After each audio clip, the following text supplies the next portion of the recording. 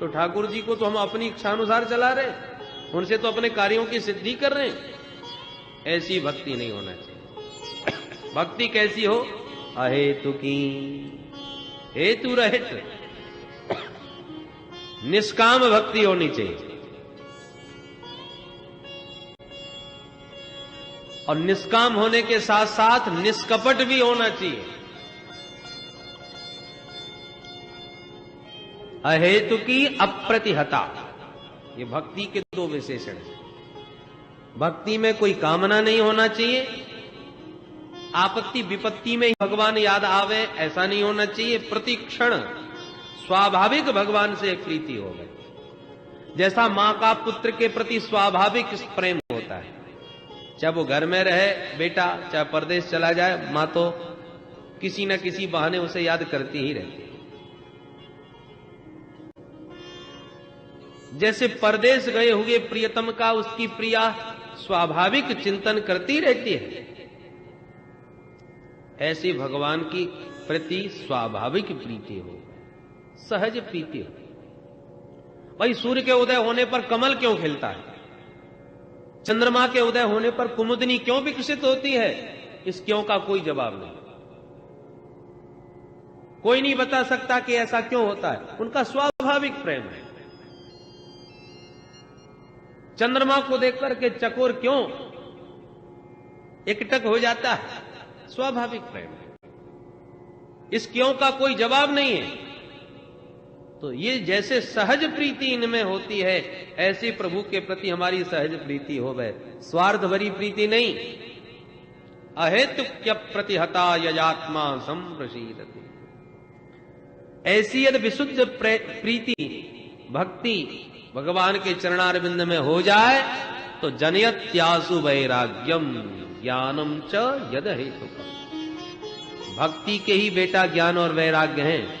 जब भगवान में भक्ति सुदृढ़ हो जाएगी तो भगवान के स्वरूप का ज्ञान भी अपने आप हो जाएगा और जगत से वैराग्य भी स्वतः हो जाएगा। अलग अलग क्रियाएं नहीं होंगी, अपने आप हो जाएगा। मीरा जी का चित्त गिरधर गोपाल में ऐसा चिपक गया कि मीरा जी को फिर घर छोड़ने की जरूरत नहीं पड़ी, घर अपने आप ही छूट गया। घर में रह रही हैं तो कृष्ण दीवानी होके नाच रही हैं, और घर से कोई निकाल दे तो कोई फर्क नहीं। उनके लिए तो घर के बंधन ही विघ्न बनने लगे।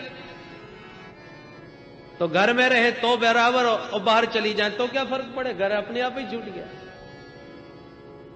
कहां कितना बड़ा वैभव, कितनी संपन्नता राजघराने की, और कृष्ण ग्रहीत मानसा होते ही अपने आप भगवान के स्वरूप का ऐसा ज्ञान हुआ और जगत से ऐसा वैराग्य हुआ कि कुछ नहीं करना पड़ा और अपने आप ही मुंह से निकल गया, मेरे तो गिरिधर गोपाल दूसरो न कोई, मेरे तो गिरिधर गोपाल दूसरो न कोई, जाके सिर मोर मुकुट मेरो पति सोई, जाके सिर मोर मुकुट मेरो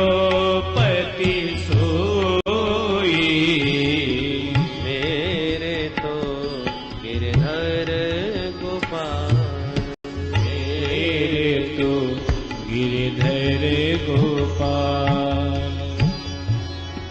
मीरा जी कहती है कि दुनिया के जितने नाते रिश्ते हैं मैं प्रयास भी करती हूं कि इनको संभालूं, व्यवहार निभाऊं, पर क्या करें, निभता नहीं। मेरे प्रयास करने पर भी संसार में मन मेरा लगता नहीं, क्योंकि मेरा मन तो उस मनमोहन ने चुरा लिया।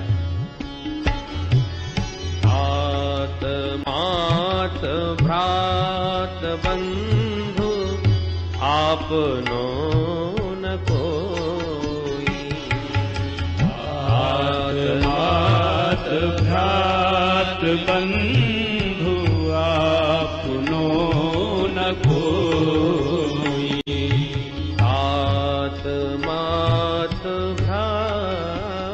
बंधु आपनो न कोई। आत्मात घात बंधु आपनो न कोई। छाड़ दई कुल की कानी, छाड़ दई कुल की कान, छाड़ दई कुल की कानी, छाड़ दई कुल की कान। कहा करी है कोई, मेरे तो गिरधर गोपाल दूसरो न कोई। मेरे तो गिरधर गोपाल। संतन ढींग बैठ बैठ लोक लाज कोई। संतन ढिल बैठ बैठ लोक लाज खोई। स्त्री के लिए सबसे बड़ा त्यागना है लोक लाज का। दुनिया वाले क्या कहेंगे, कोई मेरे बारे में ऐसी बात न करे। मीरा जी कहती है जिसको जो कहना हो सो कहे, मैंने तो ताक पर रख दी।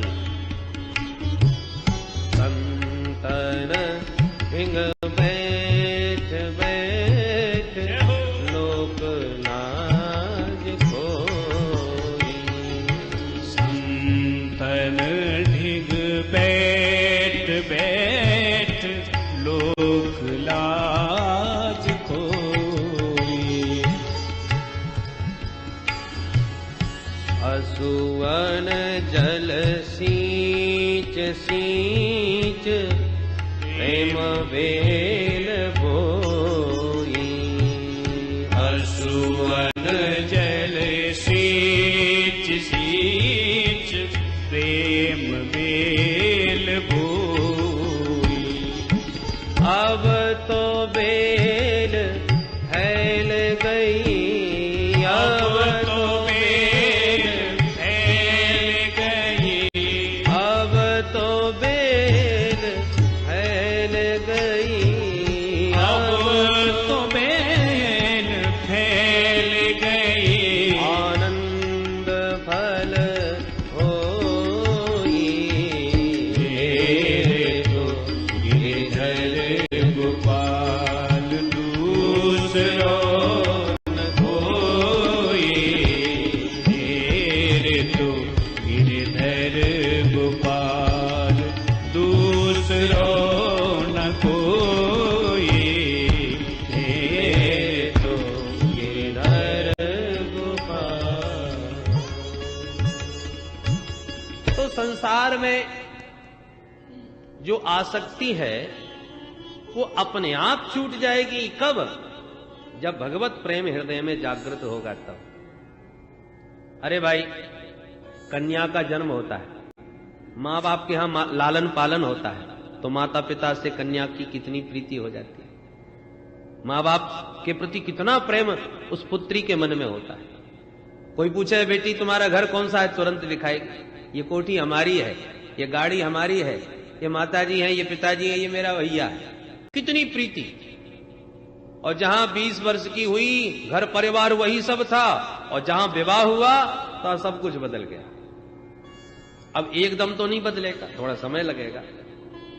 और धीरे धीरे जब वही कन्या ससुराल में अच्छी तरह घुल मिल जाती है, तो अब वो घर पराया नजर आने लगता है। जहां पैदा हुई, जहां इतने वर्षों तक रही, अब अपना घर बदल गया। अब ये बंगला मेरा है, ये गाड़ी मेरी है, ये मेरे पतिदेव है, ये मेरा बेटा है, ये मेरा परिवार है, वो मेरा मायका है। बदल गया सब। कल तक वही सब कुछ था, आज यही सब कुछ हो गया।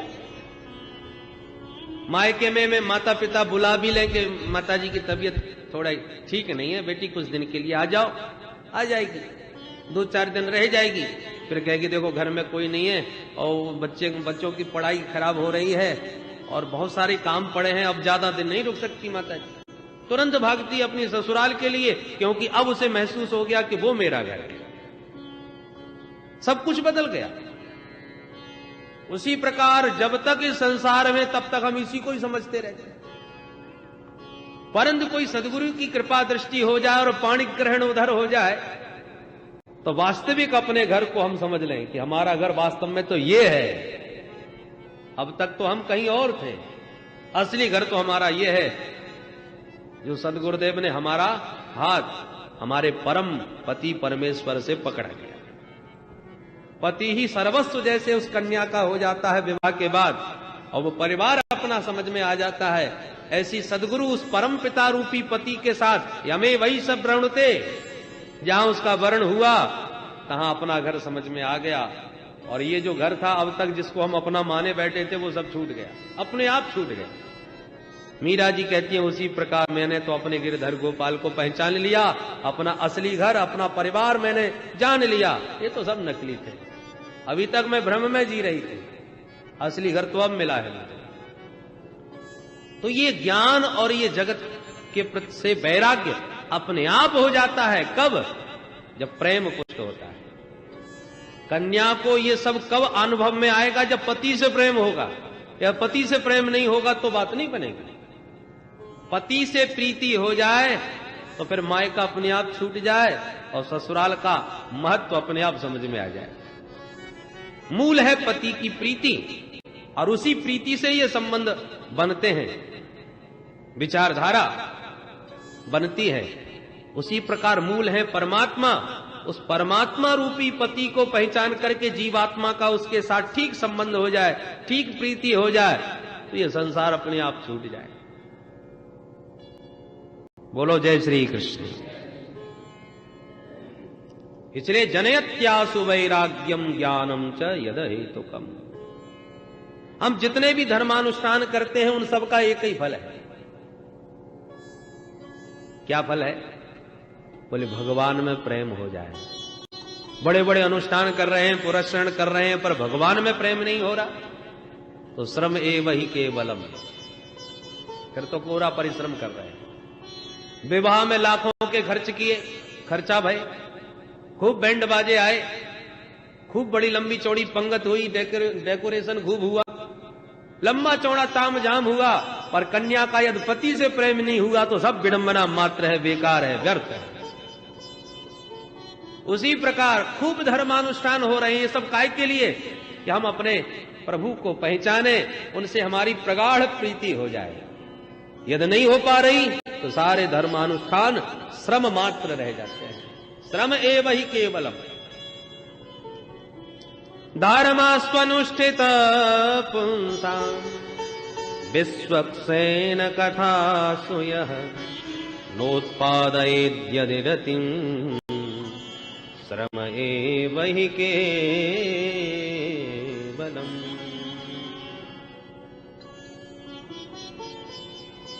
ये जितना भी धर्मानुष्ठान हम करते हैं उनका फल क्या है? अपवर्ग। धर्मस्य ह्यापवर्गस्य। धर्म का अर्थ ये नहीं है कि हमें बहुत सारा धन मिल जाए। धर्म का उद्देश्य अपवर्ग की प्राप्ति है। धर्मस्य ह्यापवर्गस्य। अपवर्ग माने मोक्ष। मोक्ष का नाम अपवर्ग क्यों है? अपगता वर्गः अपवर्ग, जहां पर कोई वर्ग नहीं। हम लोग कई वर्गों में बैठे हैं, स्त्री वर्ग, पुरुष वर्ग, संत वर्ग, ब्राह्मण वर्ग, क्षत्रिय वर्ग, ये कई वर्ग हैं। पर जहां जाने के बाद सब एक ही वर्ग के हो जाएं वो अपवर्ग। जिस परम तत्व को जानने के बाद, जिसको पाने के बाद सब एक वर्ग के हो जाते। अथवा न पवर्ग अपवर्ग, जहां पर पवर्ग न हो उसका नाम अपवर्ग। पवर्ग माने प फ ब भ म। तो मोक्ष में पवर्ग नहीं है। कैसे नहीं है? प माने पतन। मोक्ष प्राप्त हो जाने के बाद फिर जीव का पतन नहीं होता, इसलिए वहां पा नहीं। पा के बाद फ। फ का मतलब फलाशा, फल की इच्छा। हम कोई कार्य करते हैं तो फल की इच्छा करते हैं, या ऐसा करेंगे तो यह फल मिलेगा। और मोक्ष हो जाने के बाद फिर किसी भी फल की इच्छा शेष नहीं रह जाती। परम फल मोक्ष, इसलिए फा नहीं। बा माने बंधन, प फ ब बंधन। मोक्ष हो गया तो सारे बंधन समाप्त हो गए, सारे बंधन खुल गए, इसलिए बंधन का ब भी नहीं। उसके बाद भ माने भय। संसार में प्रत्येक प्राणी भयाक्रांत है, कोई मृत्यु के भय से पीड़ित है, कोई शत्रु से, लाभ हानि से, अनेक प्रकार के भय हैं। परंतु उस परम मोक्ष पदवी को प्राप्त हो जाने के बाद समस्त भय समाप्त हो जाते हैं, इसलिए भय का भाव भी नहीं है। और मां माने मृत्यु, सबसे ज्यादा डर तो मरने का है, तो मृत्यु की पीड़ा से भी जीव सर्वदा के लिए मुक्त हो जाता है, इसलिए मां भी नहीं। पतन फलासा बंद भय, मृत्यु जहां पर नाय, पाप भम रहित सो अपवर्ग कहा, सो अपवर्ग कहा। अपवर्ग जहां न हो वो अपवर्ग, और ऐसे दिव्य अपवर्ग को पाना ही धर्म का उद्देश्य है। धर्मस्य यापवर्गस्य नार्थोर्थायोपकल्पते। भगवान ने अर्थ दिया है तो धर्म करो, धर्म अर्थ के लिए न करो। अर्थ का उद्देश्य तो धर्म है, धर्म का उद्देश्य अर्थ नहीं है। धन से धर्म भी करना चाहिए और जितनी आवश्यकता हो उतना विषय का सेवन भी करना चाहिए। देखो भाई, शरीर पर बिल्कुल ध्यान नहीं दोगे तब भी ये शरीर किसी मतलब का नहीं रह जाएगा, रोगों का घर बन सकता है। शरीर माध्यम खलु धर्म साधनम, तो शरीर का भी ध्यान रखना चाहिए। जितना इसे भोजन की जरूरत है उतना भोजन भी देना चाहिए, सर्दी गर्मी से आवश्यकता अनुसार इसको बचाना भी चाहिए।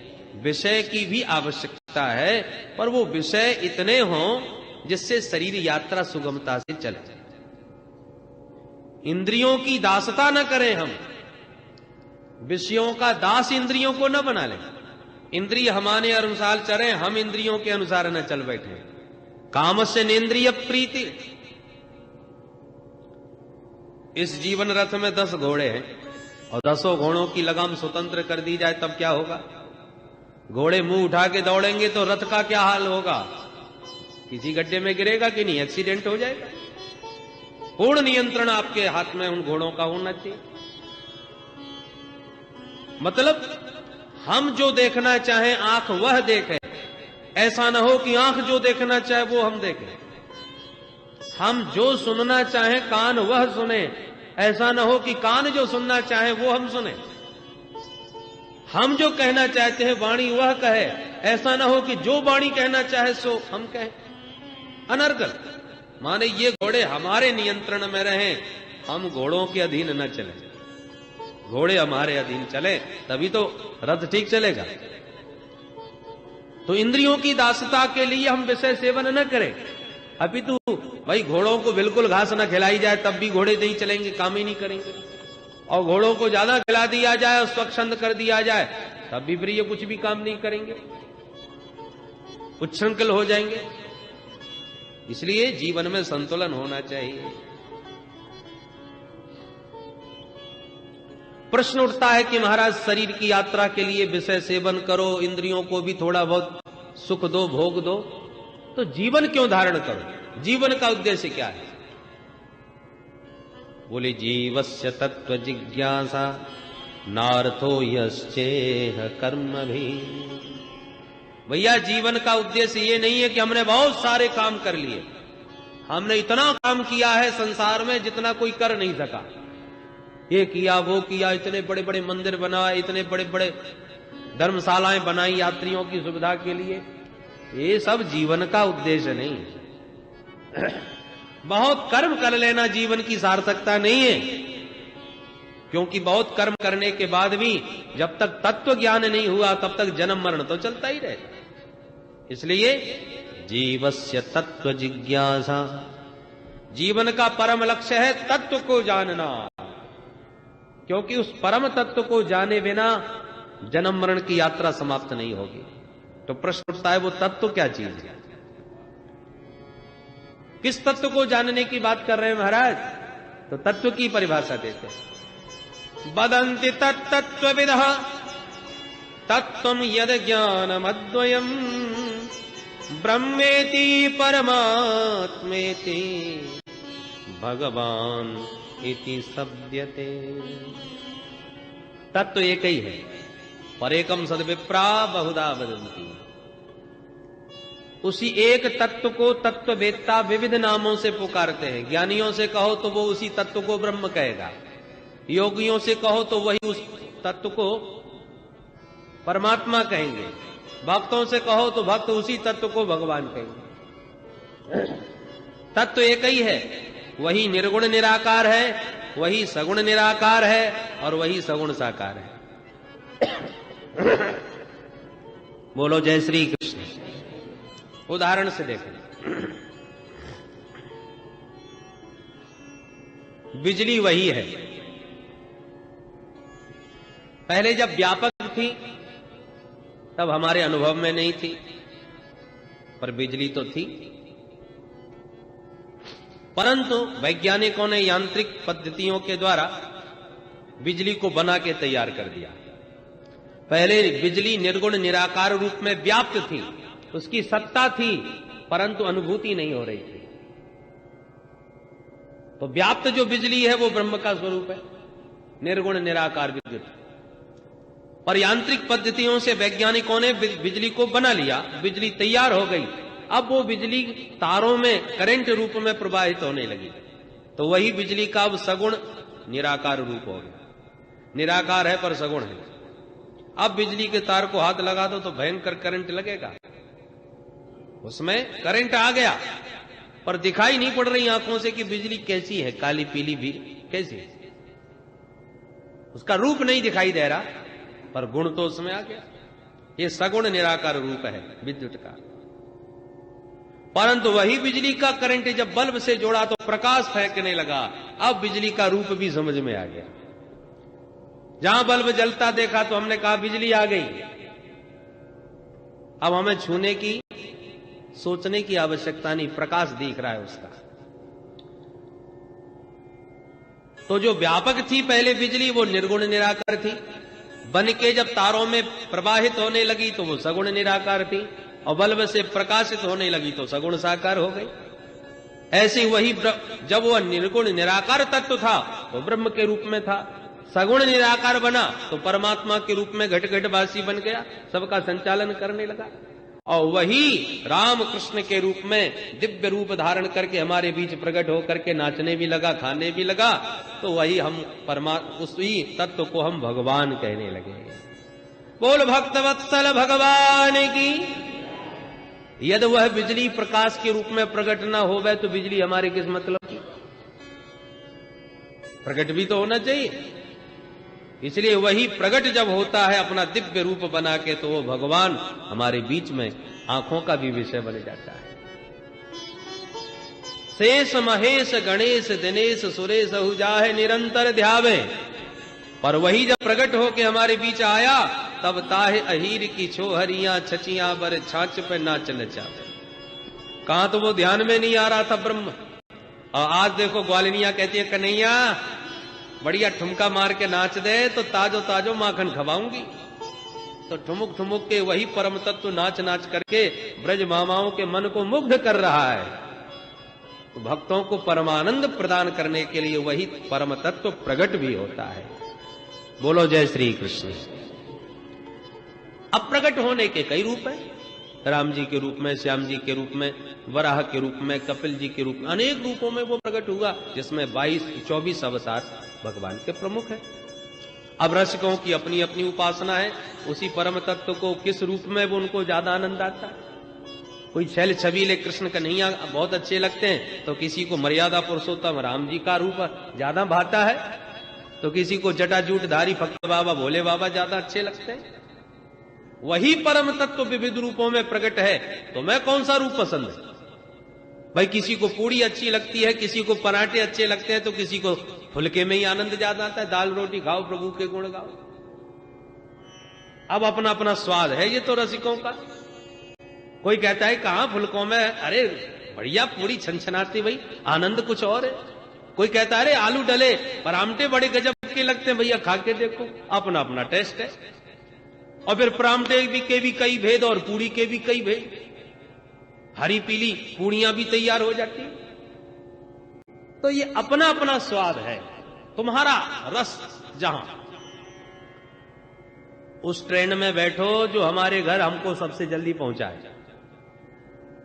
पास वाले स्टेशन पर उतरे, जहां से घर निकट पड़े वो ट्रेन आपके लिए सबसे बढ़िया। अब शताब्दी में बैठे और हमको पहुंचना है मथुरा, तो हम क्यों बैठेंगे? या तो आगरा उतरना पड़ेगा या दिल्ली, मथुरा तो रुकती ही नहीं, तो हम क्यों बैठे? हम तो ऐसी ट्रेन पकड़ेंगे जो सीधी हमें मथुरा पहुंचाए। तो आपका चित्त जिसमें रमता हो वो परम तत्व विविध रूपों में प्रकट है। तुम्हारा चित्त जहां रमे वही तुम्हारा परमात्मा, वही तुम्हारा भगवान, वही परम तत्व है। जहां भी खोदोगे पानी वही निकलेगा। सारी धरती पानी में स्थित है, पर 5-5 फावड़े 50 जगह मारने से पानी नहीं निकलने वाला। एक ही जगह लगातार खोदते जाओ तो पानी प्रकट हो जाए। तो परमात्मा तो सार्वभौम है, सब में है, कण कण में है, घट घट में है, पर तुम्हारी निष्ठा जहां केंद्रित हो जाए, प्रहलाद जी की निष्ठा एक खंबे से भी प्रभु को प्रकट कर देती है। तो हरि व्यापक सर्वत्र समाना ठीक है, पर प्रेम ते प्रकट होए। तुम्हारा प्रेम कहां पुष्ट हो जाए, परमात्मा वहीं से प्रकट हो जाए। नामदेव जी ने कुत्ते से ही भगवान को प्रकट कर दिया। फुलका सेक करके भोग लगाने की तैयारी कर रहे हैं और कुत्ता आकर के मुंह में टिक्कर दबा के भाग लिया, और नामदेव जी को उसी में अपने प्रभु का दर्शन हो रहा। अरे वाह प्रभु, रूखे रूखे टिक्कर खा रहे हो। अरे जब आपकी कृपा से घी है तो जरा चुपड़ के ही भोग लगाई। घी की कटोरी लेके पीछे पीछे भागने लगे, तो भगवान उसी स्वान शरीर से प्रकट हो गए। बोल भक्त वत्सल भगवान की तो प्रेम ते प्रकट होए में जान। कहीं से भी प्रकट कर सकते हो, सत्ता तो सार्वभौम है, तत्व तो वही एक है, तो उसमें भेद नहीं है। बिजली वही एक है, उसके प्रयोग अनेक हैं। बल्ब से जुड़ के प्रकाश दे रही है, पंखा से जुड़ के हवा दे रही है, हीटर से जुड़ के गर्मी दे रही है, कूलर से जुड़ करके शीतलता दे रही है। तमाम उसके प्रयोग हैं अनेक, पर तुम्हें किसकी आवश्यकता है? बिजली को वही फिट कर लो। बिजली की भेद से कोई भेद नहीं, सब एक ही बिजली है। आवश्यकता अनुसार जहां तुम्हारी उसकी उपयोगिता सिद्ध हो गए, वही आपके लिए सबसे बढ़िया। बोलो जय श्री कृष्ण। यदि उस परम तत्व को ठीक से जान लिया, उससे क्या होगा? विद्यते हृदय ग्रंथि छिद्यन्ते सर्व संशया क्षीयन्ते चास्य कर्माणि दृष्ट एवात्मनीश्वरे दृष्ट एवात्मनीश्वरे। उस परम तत्व को जानते ही तुम्हारे हृदय की अज्ञान की सारी ग्रंथियां खुल जाएंगी। जितने भी बुद्धि में संशय और भ्रम है सब समाप्त हो जाएंगे। जितने भी कर्म बंधन है उन समस्त कर्म बंधनों से तुम विमुक्त हो जाओगे। इसलिए उस परम तत्व को जानना ही जीवन का परम लक्ष्य है। और उस परम तत्व को मानव जीवन में ही जाना जा सकता है। और जितने शरीर है ना, वो तो भोग के लिए है। जितने भी जानवर हैं, भूख लगी तो खा लिया, पेट भर गया सो आके बैठ गए, लेट गए, यही उनका जीवन है। आहार निद्रा भय मैथुन जो हम में है, सो उन पशुओं में भी है। विशेषता केवल मानव की इसलिए है क्योंकि मानव उस परम तत्व को जान सकता है, जिसे जानने के बाद आवागमन ही छूट जाता है। इसलिए मानव जीवन की बड़ी महिमा शास्त्रों ने कही है। मोक्ष के दरवाजे में जो ताला लटका है, वो ताला इस मनुष्य शरीर की चाबी से ही खुलता है। और चाबी तो हजारों हैं, 84 लाख, पर 84 लाख चाबियों में कोई चाबी फिट नहीं बैठती हो। ये मानव तन की चाबी इतनी बढ़िया है कि एकदम ताला खुल जाता है इस चाबी को प्राप्त करके। पर चाबी हाथ में लग गई और फिर भी ताला न खोले, उससे बड़ा भागा कौन?